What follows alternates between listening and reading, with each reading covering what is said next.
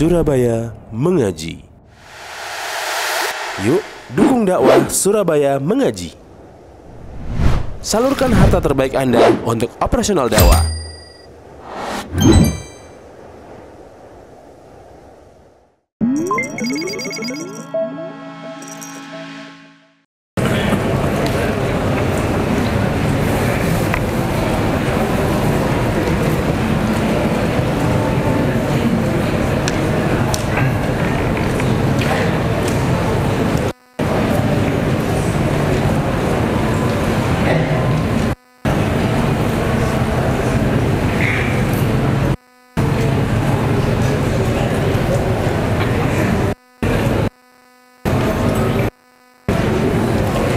Assalamualaikum warahmatullahi wabarakatuh.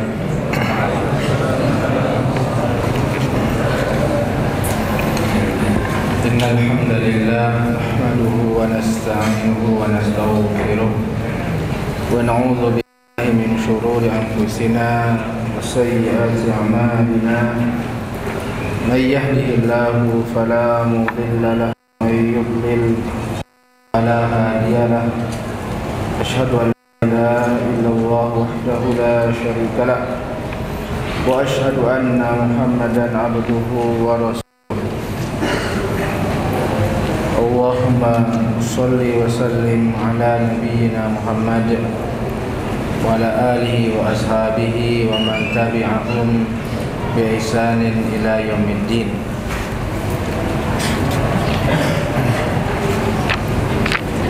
Ayo.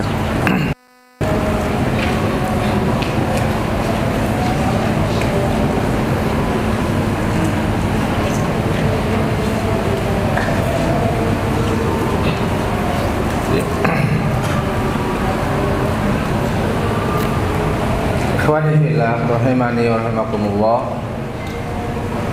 Alhamdulillah, kita memuji Allah Subhanahu wa taala di mana kita dapat berkumpul kembali untuk melanjutkan kajian fikih dari kitab Al-Wajiz fi Fiqhis Sunnah wal Kitabil Aziz. Saya Syekh Abdul Azim Badawi hafizahullah. Sebelum masuk pembahasan kita, tolong yang masih main HP ya, ditutup HP-nya, dibuka kitabnya. Ya.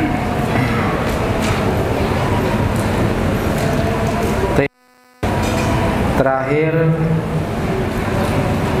atau pembahasan terakhir kita adalah tentang masharifuz zakah, golongan-golongan yang berhak menerima zakat. Golongan-golongan yang berhak menerima zakat. Ada 8 golongan sebagaimana dijelaskan dalam Al-Quran surat At-Taubah ayat 60. Qala Allah Ta'ala innamas shadaqatu lil fuqara'i wal masakini. Sesungguhnya sedekah itu lil fuqara, bagi orang-orang fakir, wal masakini, orang-orang miskin, wal amilina 'alaiha, dan para pengurus zakat, wal mu'allafati qulubuhum, dan orang-orang yang hatinya ditarik atau dipersatukan, diharapkan untuk ditarik hatinya. Dijelaskan tentang siapa saja yang dimaksud dengan mu'allaf qulubuhum, orang yang hatinya disatukan, ditarik, di hatinya lemah. wa fir riqabi, dan para budak, wal gharimina, dan orang yang memiliki hutang, wa fi sabilillahi, dan orang yang dan untuk sabilillah, wa bani sabil, dan ibnu sabil, orang-orang yang sedang dalam safar perjalanan yang kehabisan bekal untuk melanjutkan perjalanannya. Faridatan min Allah, itu adalah ketentuan dari Allah. Wallahu alimun hakim, dan Allah Maha mengetahui lagi Maha bijaksana. Jadi untuk golongan orang-orang yang berhak menerima zakat itu Allah yang membagi langsung jelas 8 golongan. Kemudian setelah ini disepakati oleh seluruh ulama sepakat bahwasanya penerima zakat itu 8 golongan tadi. Hanya saja kemudian para ulama berbeda pendapat. Apakah zakat itu harus dibagikan kepada seluruh golongan tersebut, atau boleh dibagikan kepada sebagian golongan tersebut, meskipun ada golongan yang lain. Di sini para ulama berbeda pendapat. Ada yang mengatakan harus dibagi kepada golongan semuanya, semua golongan yang 8 ini, begitu dicari. Jadi apa ada dari harta zakat yang dikumpulkan itu dibagi 8. Itu pendapat yang pertama. Karena melihat akhirnya ayat Allah menyebutkan 8 golongan. Zakat itu diberikan ke 8 golongan, berarti harus sampai kepada 8. Pendapat yang kedua mengatakan tidak harus dibagikan semuanya. Boleh dibagikan kepada sebagian golongan saja. Bahkan seandainya memang diperlukan dalam satu keadaan tertentu karena melihat maslahat yang lebih besar, maka boleh seandainya suatu zakat diberikan hanya kepada satu golongan sampai habis, meskipun bersamaan dengan itu ada golongan-golongan yang lain golongan tersebut. Asal apa? Asal memang di situ lihat maslahat yang lebih besar. Jadi dan pendapat yang dipegang oleh mayoritas ulama dan pendapat yang rajih yang demikian. Jadi hendaknya pemerintah atau orang-orang yang mewakili atau yayasan-yayasan tertentu yang mengurus zakat, boleh dia itu untuk pembagian zakat tersebut melihat maslahat, melihat mana yang lebih maslahat. Kenapa di belakang? Ada apa di belakang kok seru kayaknya di belakang? Hah? Bahagia sekali di belakang. Sudah nggak bawa kitab.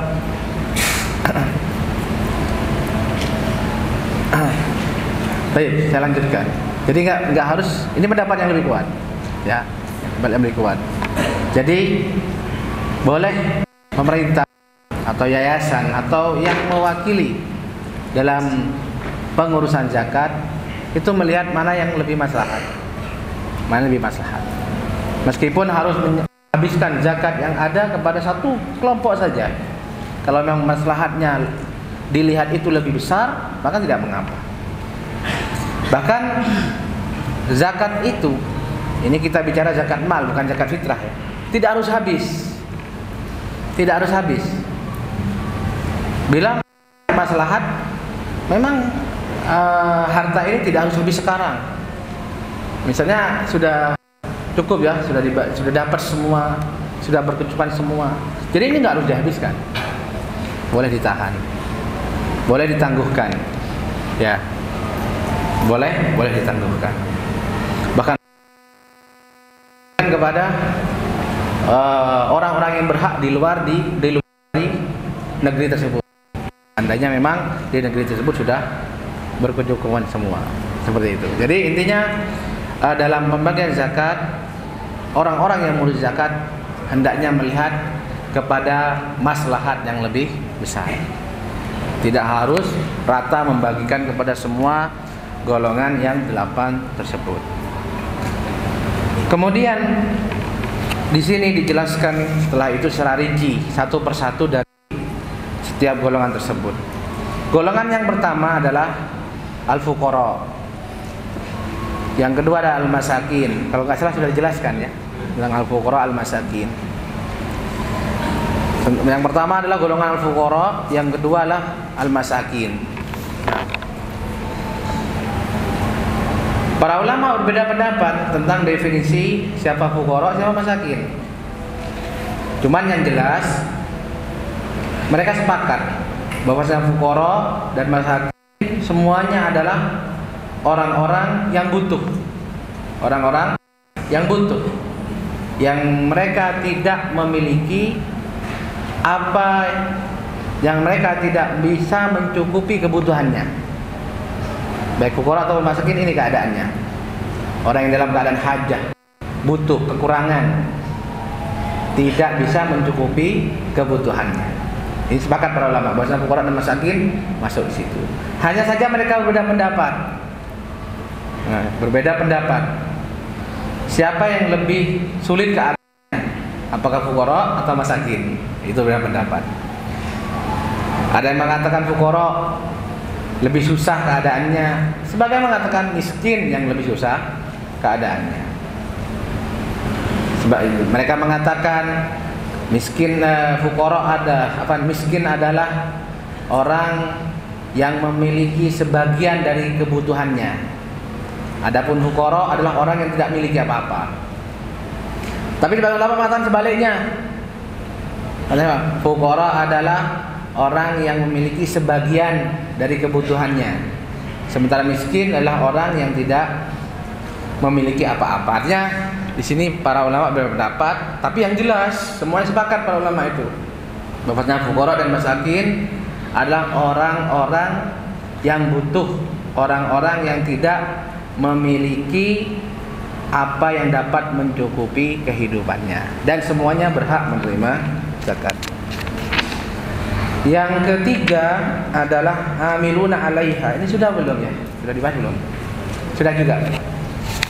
Yaitu para pengurus zakat, dan dijelaskan bahwasanya pengurus zakat yaitu orang-orang yang berkeliling dan mengumpulkan zakat, itu kerjaan mereka. Mereka juga memiliki bagian dari harta zakat tersebut. Jadi boleh mereka diberi dari harta zakat tersebut meskipun dia orang kaya. Kecuali apabila dia, yaitu pengurus zakat ini adalah alul bait, keluarga dan kerabat Nabi sallallahu alaihi wasallam. Karena sedekah atau zakat itu haram bagi Rasulullah SAW dan keluarganya. Itu ada dalilnya di situ. Kemudian yang keempat, anaknya belum yang keempat nih ya? Sudah belum? Belum. Sudah juga? Sudah juga. Sekarang 6. Al-Gharimuna. Ar-Riqab sudah. Baik. Yang ke-6 sekarang lagi. Wa amal gharimuna. Adapun orang-orang yang berhutang. Ini kaitan bahwasanya di antara yang berhak mendapatkan zakat adalah orang yang memiliki hutang. Tapi siapa mereka? Siapa mereka yang berhak dan siapa mereka yang tidak berhak? Nah, ini harus tahu ketentuannya. Ya, artinya berarti kita harus tahu ketentuan orang yang berhutang yang bisa diberi dan itu zakat. Nah, fahum aqsamun. Mereka ada 3 macam. Faminhum man tahammala hamalatan aw dhamina dainan falazimahu fa ahjafa bimalihi aw gharima fi ada'i dainihi aw fi ma'siyatin sumataba fa haula'i yudfa'u ilaihim. Di antara mereka ada orang yang yaitu punya hutang, menanggung sebuah hutang untuk kebutuhannya memang. Jadi berhutang memang untuk kebutuhannya. Memang dia miskin. Entah? Atau dia menjamin hutang orang lain, sehingga dia wajib membayar hutang tersebut. Sebenarnya bukan hutang dia. Nanti kita akan belajar pembahasan khusus namanya diman. Diman. Jadi ada seorang punya hutang, ya, punya hutang sampai jatuh tempo. Sudah jatuh tempo, nggak bisa bayar dia, bisa dipenjara atau bisa apa dan lain sebagainya. Kemudian ada seorang atau dia akan membayar, misalkan asal diberi waktu sekian hari, atau dia mau bayar, misalkan karena dia punya harta di tempat tertentu, dia harus pergi ke sana untuk mengambilnya. Nah, kemudian pemberi hutang, ya, pemberi hutang apa? Kreditor, ya, kreditornya. Loh, saya nggak percaya. Jaminanmu apa? Dia nggak punya apa-apa berjaminan. Boleh. Kemudian seorang datang, saya yang menjaminnya. Nah, ada orang kemudian bilang, saya yang menjaminnya. Nah, seandainya orang ini pergi kemudian kembali, alhamdulillah. Ya. Masalahnya dia pergi nggak kembali, apa yang terjadi? Hutangnya tadi ditanggung oleh tadi orang yang menjamin. Nah, orang seperti ini juga boleh dibantu dari harta zakat. Dia kaya, meskipun dia berkecukupan misalkan, nah, dia nggak harus menanggung hutang tadi dari hartanya dia, nggak harus, tapi bisa dibantu diambil. Al-gharima fi ada'idainihi, atau seorang yang habis uangnya untuk membayar hutangnya. Dia punya hutang, ada uang dibayarkan hutang tapi nggak cukup, kurang. Boleh diambilkan dari harta zakat untuk membantu dia menyelesaikan hutangnya. Au fi maksiatin sumataba. Nah, ini perhatikan. Bisa juga bagi orang yang berhutang untuk maksiat tadinya. Tapi bertobat setelah itu. Ya, jelas tobatnya. Jelas, tegas, atau diketahui bahwa saya benar-benar bertobat yang jujur, maka boleh dibantu. Karena orang ini ingin memperbaiki Islamnya, maka boleh dibantu. Tapi kalau tidak, ya tidak boleh. Nah, seorang punya hutang untuk maksiat dan dia belum bertobat, tetap dalam maksiatnya, ini tidak boleh diberikan hutang. Tidak masuk dalam kategori al-ghorimin, orang-orang yang punya hutang yang boleh atau yang punya hak untuk diberikan dari harta zakat. Nah, itu harus tahu kita. Jadi tidak bisa dipukul rata sekali lagi, ya. Tidak semua orang yang punya hutang bisa dibantu diambilkan dari harta zakat. Di antara yang tidak boleh tadi, orang yang berhutang untuk maksiat. Makanya boleh misalkan seorang itu, ya, ketika dia punya harta yang wajib zakat, zakatnya diberikan kepada yang dia tahu dari teman-temannya, saudaranya mungkin, yang untuk membayar hutangnya, untuk membayar hutang dia. Karena bisa jadi dia berkecukupan awalnya, tapi dia punya usaha, bangkrut dan lain sebagainya, sehingga dia punya hutang. Kemudian dia punya hutang, maka bisa membantu dia untuk membayar hutangnya. Wal aslu fi hadzal babi haditsu Qabisah bin Mukharib al-Hilali qala wal aslu ad-dalil. Di antara makna al-aslu itu ad-dalil artinya. Kadang-kadang al-aslu itu artinya dalil. Dan dalil dalam bab ini hadis Qabisah bin Mukharib al-Hilali mengatakan, tahammaltu hamalatan, saya pernah menanggung hutang. Fa'ataitu Rasulullah ashaluhu fiha. Lalu aku mendatangi Rasulullah, bertanya kepada beliau tentang permasalahanku ini. Beliau mengatakan, aqim hatta ta'tiyana as-sadaqatu fa na'muru laka biha. Ya, berdirilah, maksudnya aqim di sini bukan berdiri, tinggallah. Diam dulu di sini. Ibqa. Nah, bahasa kita ya, ibqa, diam.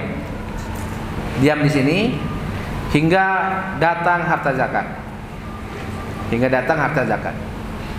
Ya, karena Rasulullah adalah pemimpin dan sekaligus beliau yang menjaga Baitul Mal. Hingga datang harta zakat. Fana'mur laka biha. Maka nanti aku akan suruh agar dari zakat tersebut diberikan kepadamu untuk membayar tanggungan hutangmu tersebut. Ini dalil yang menunjukkan bahwasanya orang yang punya hutang atau menegaskan bahwasanya jenis orang yang punya hutang dengan jenis ini itu karena menanggung sebuah hutang itu boleh.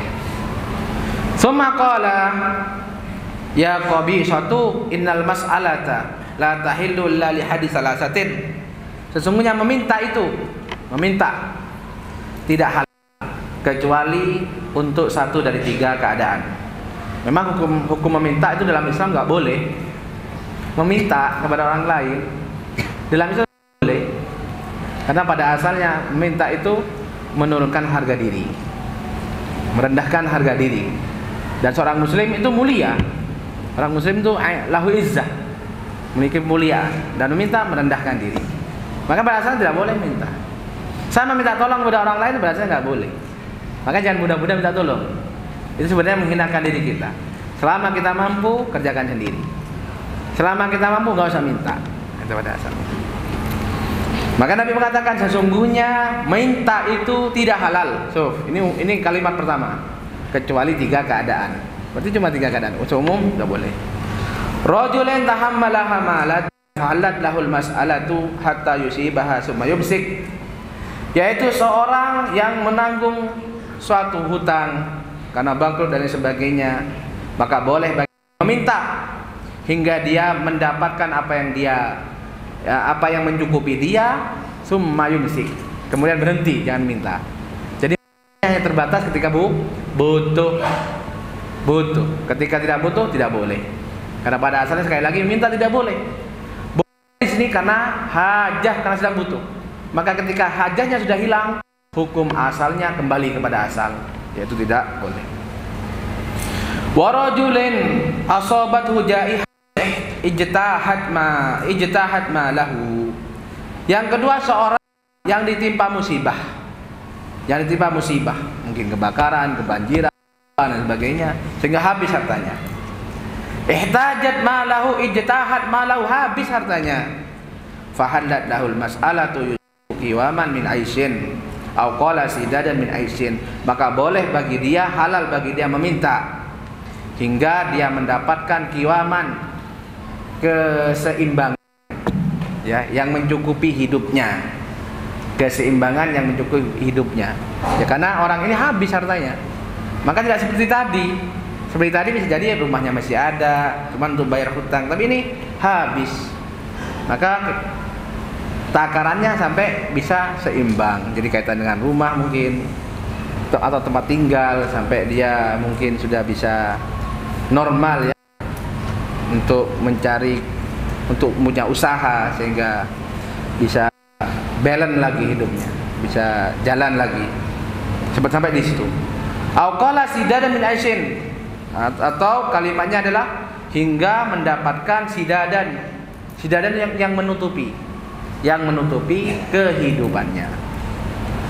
Kalimat sad menutupi, mencukupi.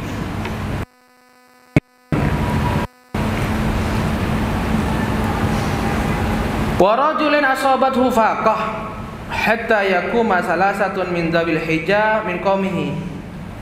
Laqad asabat fulanun faqah fahallat lahul mas'alah hatta yusibu qiyamun sama. Ini juga yaitu seorang yang juga tertimpa musibah, ya, dia tinggal di sana selama ada 3 orang dari kaumnya yang mengatakan, memberikan persaksian bahwasanya orang ini memang sedang mengalami musibah, maka boleh bagi dia meminta ketika itu hingga menutupi kebutuhan hidupnya. Lalu Nabi SAW mengatakan, fama wahunna minal mas'alati ya qabisatu suhtan yaquluha sahibuha suhtan. Adapun selain itu ataupun meminta-minta selain 3 keadaan tersebut, maka dia telah mendapatkan suhtan, suatu yang haram yang dimakan oleh yang dia makan berupa perkara yang haram. Nah, yang ketujuh, wa amma fi sabilillah. Yang ketujuh adalah di antara yang berhak menerima zakat fi sabilillah, yaitu zakat itu dikeluarkan, diberikan dalam sabilillah. Apa yang dimaksud sabilillah? Humul guzatul ladina la haqqa lahum fi diwan. Mereka adalah orang-orang yang berperang yang tidak memiliki hak dalam catatan. Maksudnya di sini tidak dapat gaji dari pemerintah. Relawan mungkin ya, maksudnya di sini. Relawan di sini. Jadi mereka orang yang berperang, yang ikut berperang di jalan Allah SWT, tapi tidak memiliki gaji, bahasanya gaji dari pemerintah, memiliki hak yang tercatat, itu maksudnya gaji. Berarti kayak tentara yang berperang nggak dapat mereka. Mereka sudah TNI resmi itu nggak dapat mereka. Karena harta zakat tentu saja kan tidak semua yang ikut tuh mereka sebenarnya berkecukupan. Dan dari harta zakat kan bisa juga untuk bekalnya, untuk perjalanannya, untuk senjatanya. Kan dia tidak seperti yang memang dari negara, sudah ada gajinya, perlengkapannya sudah ada dan sebagainya. Maka dia diberi. Wa indal Imam Ahmad wal Hasan wa Ishaq. Menurut Imam Ahmad wal Hasan dan Hasan, itu Hasan al-Basri, wal hajju fi sabilillah. Haji fi sabilillah.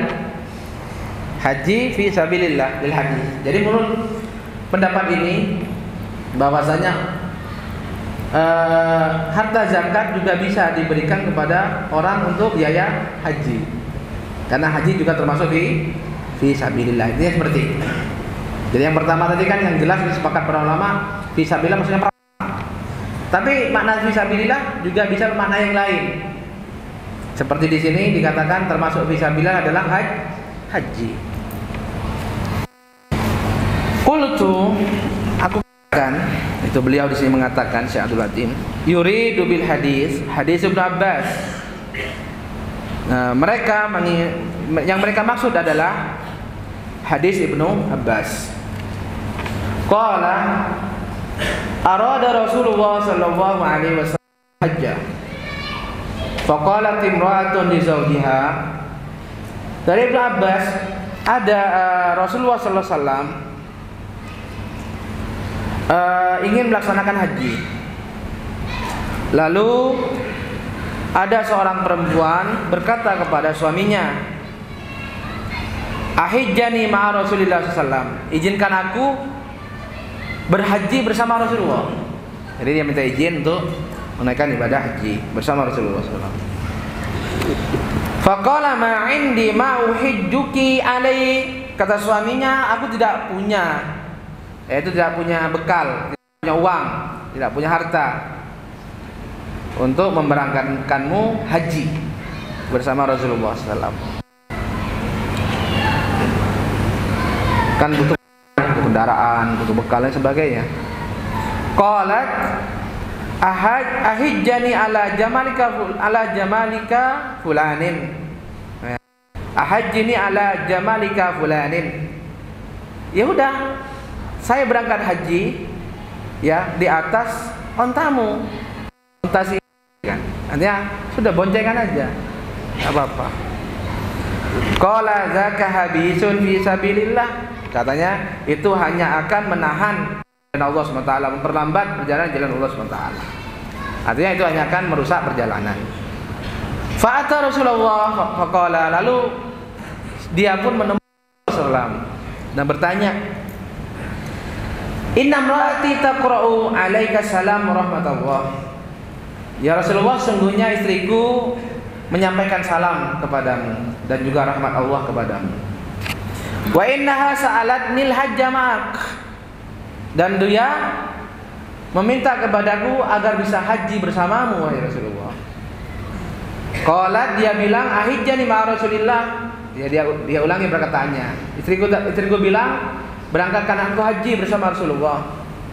Fakultu, aku bilang ke dia, ma'in di ma'wajibka alaihi. Aku bilang ke dia, aku tidak punya harta cukup untuk merangkatkanmu untuk haji Rasulullah. Faqala ahijjani ala jamalika fulan. Dia bilang, sudah, saya naik ontamu. Faqultu daka habisun, itu hanya akan memperlambat perjalanan. Faqala, maka Rasulullah SAW bersabda, ama innaka law ahjajtaha alaihi kana fi sabilillah. Kata Rasulullah SAW, tahukah kamu sesungguhnya seandainya engkau menghajikannya benar-benar di atas ontamu tadi, itu adalah fi sabilillah. Jadi kalimat fi sabilillah inilah kemudian dinilai atau dipandang, dijadikan oleh diantaranya Imam Ahmad, Al Hasan Al Basri dan Imam Ishaq, yaitu bahwasanya haji itu termasuk fi sabilillah yang biayanya boleh dibantu dari harta zakat. Nah, itu benda. Dan sebenarnya masalah fisabilillah ini lebih luas daripada ini. Lebih luas daripada ini. Hanya di sini pembahasannya hanya haji saja sama perang fisabilillah. Bahkan sebagian ulama itu ya tawassa dalam masalah ini. Dalam masalah fisabilillah itu menjelaskan memanai fisabilillah itu luas. Fisabilillah luas. Termasuk fisabilillah yaitu tempat-tempat belajar, termasuk juga para pelajar, itu termasuk fisabilillah karena mereka. Karena makna fisabilillah itu adalah berjuang dalam mengangkat, meninggikan kalimatullah, untuk meninggikan kalimatullah. Bagaimana orang perang itu untuk meninggikan kalimatullah? Maka orang-orang yang belajar ilmu syar'i, para penuntut ilmu, itu tak lain juga untuk meningkatkan atau meninggikan kalimat Allah Subhanahu wa taala.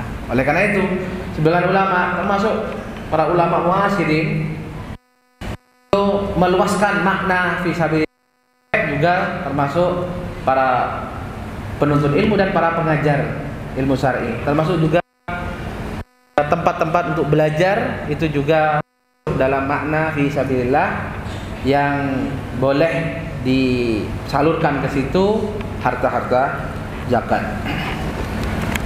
Yang kedelapan, Ibnu Sabil.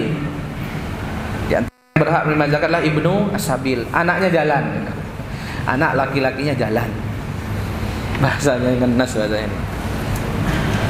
Ya, maksudnya di sini ya, sahwan di jalan itu terus. Anak jalanan. Anak jalanan. Huwal musafir al-muhtazu fi baladin. Siapa dia? Siapa yang dimaksud musafir? Yaitu seorang musafir, seorang yang sedang perjalanan, al-muhtazu fi baladin, yang sedang melewati suatu negeri. Sedang melewati suatu negeri. Nakirah, asing ya, berarti bukan dia. Laisa ma'u syai'un yasta'inu bihi ala safarihi. Dia tidak memiliki apa-apa yang cukup dan bisa untuk dia melanjutkan perjalanannya. Ini makna Ibnu As-Sabil. Maka orang ini berhak diambilkan dari hasil zakat. Dan kalau kita punya, ya kita bantu aja langsung. Masa sih nyari zakat kan kelamaan. Tapi seandainya memang kebetulan ada harta zakat, atau memang kebetulan kita sedang berzakat, boleh kita beri dari harta zakat bagi orang tersebut untuk melakukan perjalanan. Apakah harus diberi semuanya sampai nyampe? Kalau ada kan masalah, tapi kalau nggak ada sudah seadanya. Intinya dia memiliki hak dari harta zakat tersebut kalau memang ada harta zakat. Dan kalau kita punya di luar, lebih afdol tentunya diambilkan dari harta kita sendiri, itu lebih afdol kalau kita ada. Tapi kita yang banyak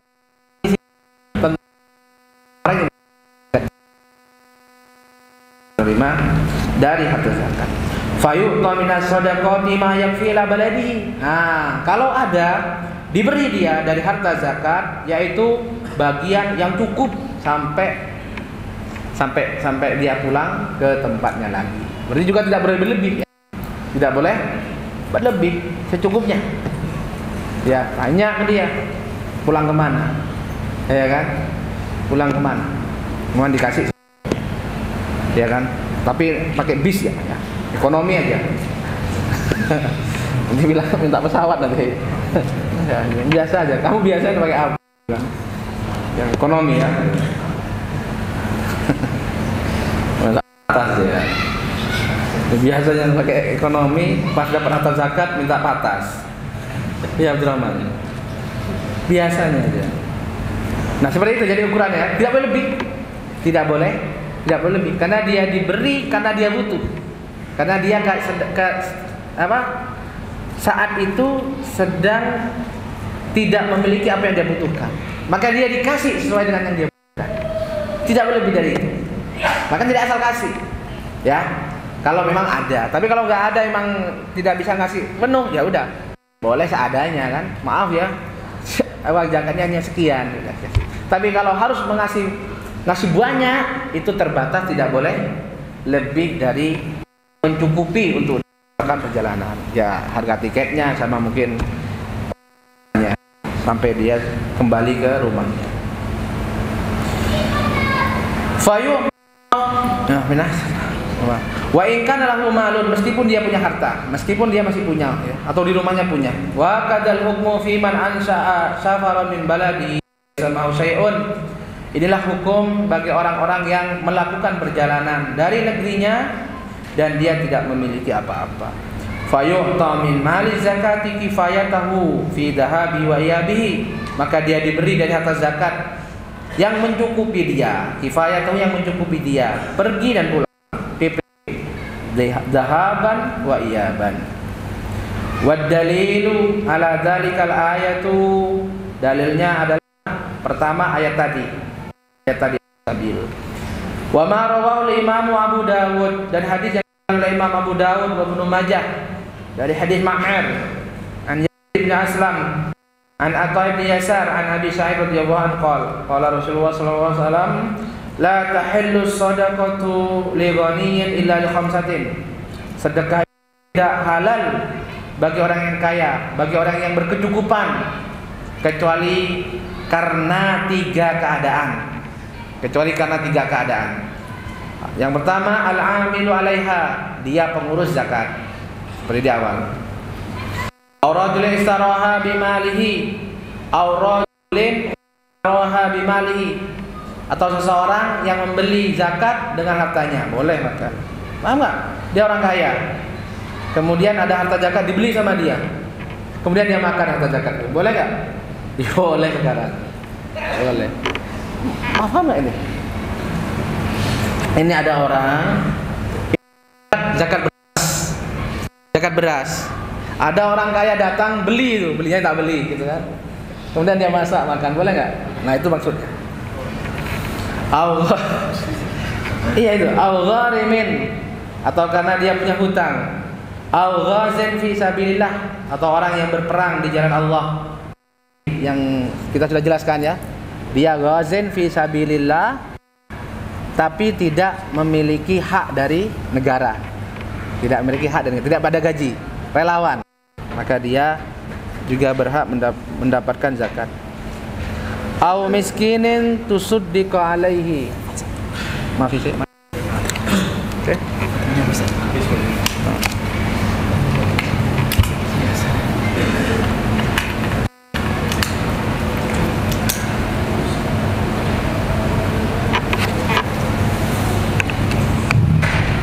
Nah. Au miskinin tusuddiqu alaihi fa ahdaha li ghaniyin, atau ada seorang miskin mendapatkan harta zakat. Orang miskin mendapatkan harta zakat, lalu harta zakat tersebut dia hadiahkan kepada orang kaya, maka boleh orang kaya tersebut makan dari harta zakat tersebut. Allah ta'ala bismillah. Nah, demikian pembahasan kita untuk kesempatan kali ini. Berikutnya kita akan bahas tentang zakat fitrah biiznillah ta'ala. Tapi sebelum kita tutup, mungkin ada yang bertanya. Yang langsung nggak apa-apa. Enggak. Mafi.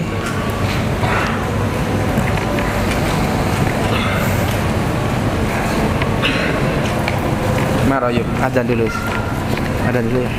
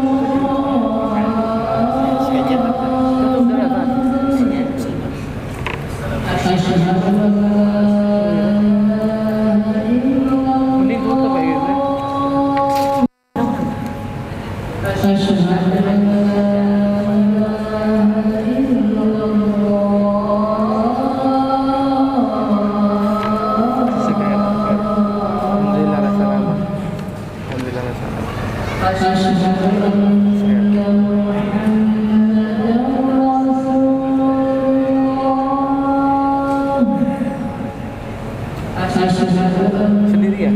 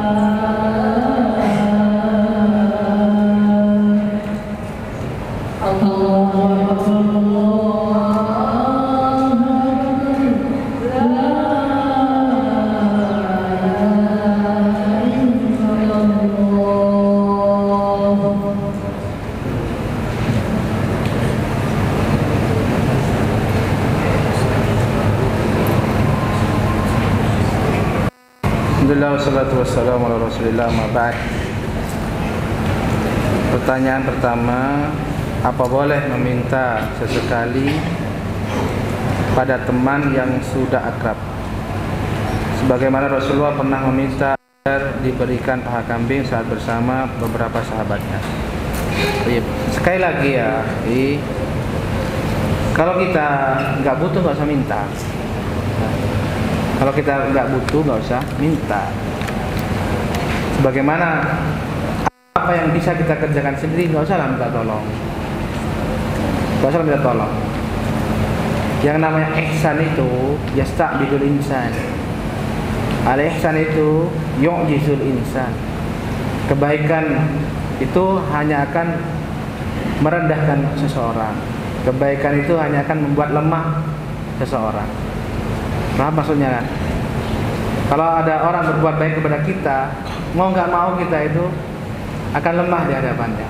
Semakin lemah, ada rasa berhutang budi dan lain sebagainya. Maka kita tidak minta tolong, kita tidak minta sesuatu, kecuali kita memang butuh. Nah, jadi seorang mukmin punya izzah. Nah, seorang mukmin memang punya izzah. Baik. Kemudian meminta juga nggak boleh ketika untuk memperkaya diri. Ini haram. Meminta untuk memperkaya diri. Berarti kan bukan dalam kan butuh kan? Berkaya. Maka tidak boleh meminta itu jadikan profesi. Ya, dengan segala bentuk, dengan segala topengnya, entah ngamen, entah apa namanya, pengemis, itu haram dalam Islam. Nggak boleh, karena sudah dijadikan profesi. Seandainya butuh, kita dibolehkan ketika butuh. Itu pun terbatas ketika butuh saja. Setelah tidak hilang kebutuhan kita, sudah cukup. Sudah cukup. Dan seorang mukmin hendaknya menjaga izahnya. Izahnya itu lebih mahal, lebih berharga daripada harta. Jadi kalau nggak benar-benar kepepet, udah nggak usah. Termasuk minjem juga. Nggak usah utang, ya. Nggak usah ngutang. Kecuali memang kita butuh. Dan kalau ngutang, niatkan untuk bayar dari awal. Kalau ngutang, niatkan untuk bayar. Barang siapa yang berniat untuk membayar hutangnya, maka Allah akan mudahkan dia untuk membayar. Itu yang paling penting. Jangan pinjam uang hanya untuk ganti HP. Ya. Jadi kalau hutang itu tidak, kecuali kita benar-benar butuh. Kemudian kalau kita punya hutang, kemudian telah jatuh tempo, segera bayar. Kalau kita punya. Orang yang sengaja tidak membayar hutangnya ketika sudah jatuh tempo, maka dia zulmun, dia zalim.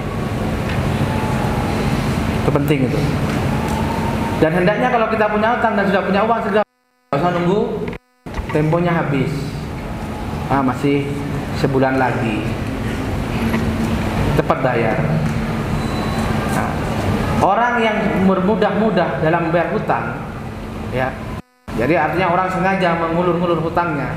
Kadang sudah punya uang untuk bayar, tapi dengan sengaja mengulur-ngulur, misalkan karena masih ada temponya. Ini model orang-orang yang memang suka hutang. Abu Dain, Abu Duyun, berduyun-duyun hutangnya. Hutang berdain deh. Iya.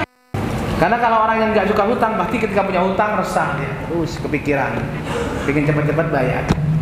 Kalau orang suka ini memang suka berhutang. Ini jelek, ini zalim. Ketika dia sengaja. Kemudian bagi orang yang pemberi hutang, ini karena ada pertanyaan di sini, bagaimana sikapnya? Pertama, kalau dia memang mau memberikan bantuan atau mengutangi temannya, ya pastikan antum melakukannya lillahi ta'ala. Karena akad hutang itu akad tolong menolong, ibadah dia. Maka harapkanlah balasannya dari Allah Subhanahu wa taala. Maka tidak boleh ada riba di sini. Tidak boleh membalikan dengan kelebihan. Riba. Karena memang akadnya itu akad tabarruk, membantu. Maka niatkan mendapatkan pahala dari Allah Subhanahu wa taala. Dan kemudian kalau misalkan yang punya hutang itu belum bisa bayar jatuh temponya, dan kita tahu dia itu memang muksir, yaitu kesulitan, maka hendaknya ditangguhkan. Pahalanya besar. Di mana di setiap harinya pahala bagi dia seolah-olah dia bersedekah dengan jumlah harta yang dia pinjamkan. Maka berharaplah pahala dari Allah Taala. Kalau benar-benar muksir, dan bahkan kalau benar-benar muksir, seandainya mampu dihalalkan, harus halalkan. Kalau memang ada, untuk berharap balasan dari Allah tentu saja yang lebih besar dari hal tersebut. Adapun model-model orang-orang yang ketika ditagih itu mengeluarkan jurus affan akhi, sudah, jangan dipinjami lagi orang nanti, biarkan dia menderita. Nah, pertanyaan berikutnya, bolehkah harta zakat untuk orang yang mau nikah? Setuju nggak? Tapi sih ya Allah. Ya, jawabannya simpel. Jawabnya masuk kategori tadi itu aja. Kembali kategori tadi ya. Pertama, untuk orang mau nikah nggak ada. Tapi kalau orang yang mau nikah ini masuk dalam salah satu dari kategori tadi, ya bisa. Mungkin dia miskin gitu kan. Memang sebelum nikah udah miskin, udah berhak zakat, udah dikasih ya. Bukan karena mau nikahnya, tapi karena miskinnya. Ini insya Allah antum sebagai tulabul ilm dapat semua. Miskin semua loh. Berikutnya, assalamualaikum warahmatullahi wabarakatuh. Ana punya teman yang sering minjem uang. Kok banyak yang minjem nih? Emang kita bahas minjem tadi ya? Oh, Gorimi. Pinjam uang ke Ana. Nah, belakang ini Ana baru tahu dia sering nonton film di bioskop. Banyak. Kalau teman ini minjem lagi, apakah ya enggak? Kalau pinjam lagi dikasih enggak? Dikasih enggak? Terus enggak mau. Ngapain? Antum udah tahu kok. Karena Ana enggak tahu apakah untuk nonton.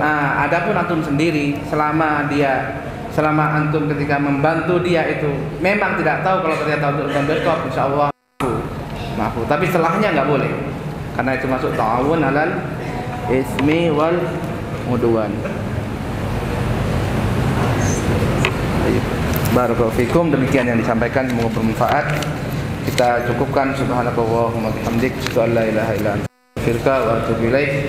Shallallahu alaihi wasallam ala nabiyina Muhammadin wa alihi wa sahbihi. Alhamdulillah.